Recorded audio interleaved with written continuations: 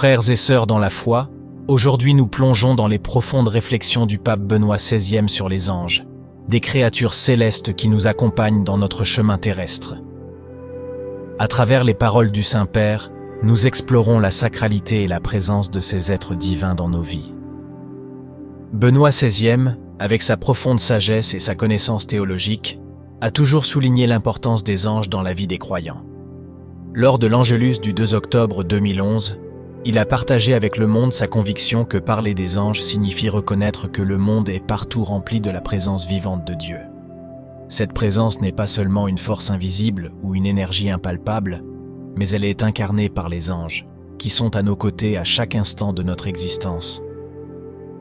Le Saint-Père a décrit comment, de la naissance à la mort, nous sommes entourés de leur protection incessante.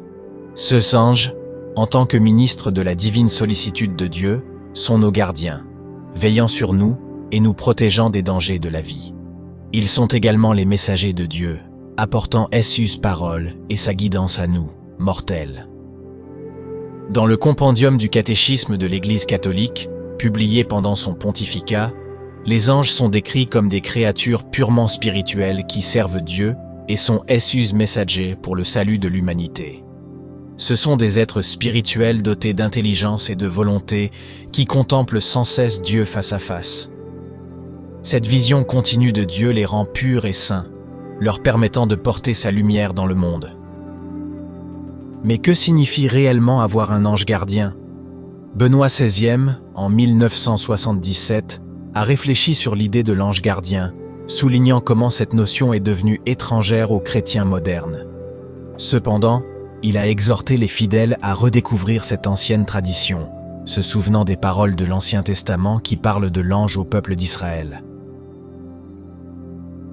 Prêtez attention et écoutez sa voix.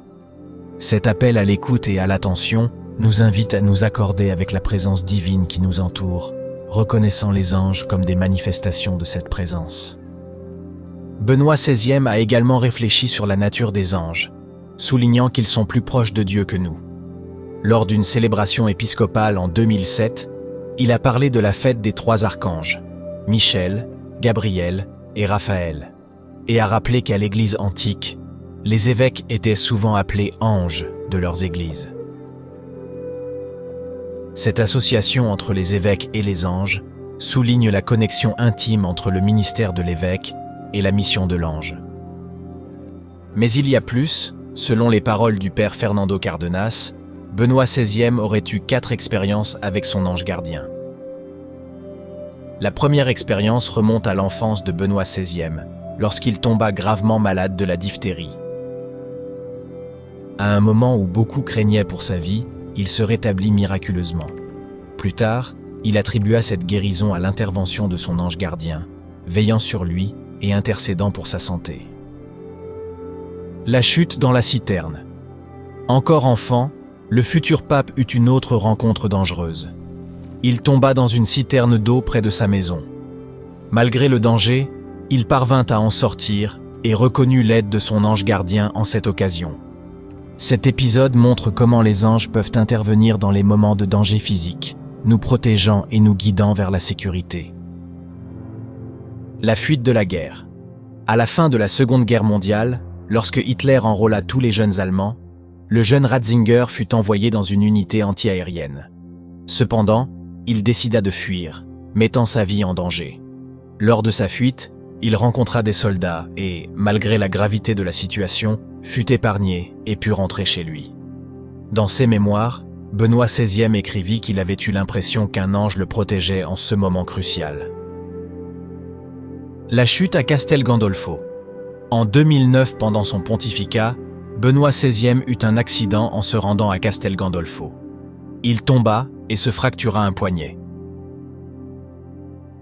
Benoît XVI a toujours exhorté les fidèles à reconnaître la présence des anges dans leur vie. Il a souligné comment les anges peuvent nous aider à redécouvrir des talents, des vertus et des dons qui pourraient être oubliés ou cachés. Il a également encouragé les couples à invoquer l'aide de leur ange gardien pour renforcer leur amour. Les anges sont des messagers de Dieu, envoyés pour protéger, guider et inspirer. Le témoignage de Benoît XVI nous rappelle l'importance de reconnaître et d'accepter la présence des anges dans nos vies. Comme l'a écrit le psalmiste, « Il donnera des ordres à ses anges pour te protéger dans toutes tes voies. » Puissions-nous toujours être ouverts à la guidance et à la protection des anges, et grâce à eux, nous rapprocher toujours plus de notre Seigneur et Sauveur. Faites-nous savoir dans les commentaires ce que vous en pensez et n'oubliez pas de vous abonner à la chaîne pour rejoindre cette communauté de foi et de prière et pour ne pas manquer les nouvelles vidéos. Que Dieu nous bénisse tous.